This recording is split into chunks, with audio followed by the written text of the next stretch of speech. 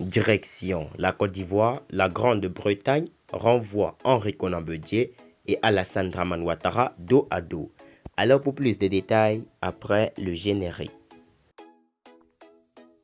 Avant de commencer, n'oubliez pas de vous abonner et d'activer la cloche de notification car cela va vous permettre de ne plus manquer les prochaines vidéos.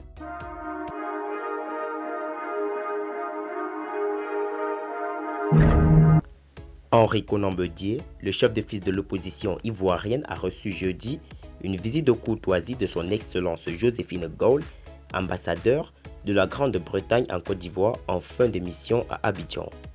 Joséphine Gaulle, ambassadeur de Grande-Bretagne en Côte d'Ivoire, était jeudi 10 décembre 2020 à la résidence de l'ex-chef d'État ivoirien Henri Konan Bédié, figure de contestation du troisième mandat du président Alassane Ouattara. J'arrive à la fin de ma mission en Côte d'Ivoire après 4 ans et demi, alors j'ai tenu à venir lui dire au revoir, a-t-elle confié à sa sortie d'audience. La diplomate anglaise a également indiqué que leurs échanges ont porté sur le dernier discours du président de l'ex-Conseil national de transition relativement à la situation de post-crise électorale en Côte d'Ivoire.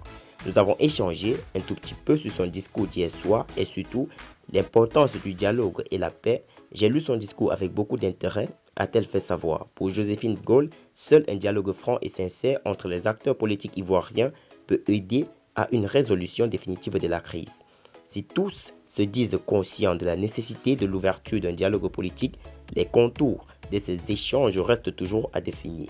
L'ancien chef de l'État et principal interlocuteur du pouvoir en sa qualité de chef de file de l'opposition a posé comme préalable la libération de tous les opposants détenus ainsi que le retour sécurisé en Côte d'Ivoire des exilés politiques dont Laurent Gbagbo, Guillaume Soro et Noël Akossi Benjo. Henri Konan Bédié s'est dit par ailleurs favorable non pas à un tête-à-tête avec le président Ouattara comme initialement prévu, mais à un dialogue politique incluant toutes les forces vives de la nation.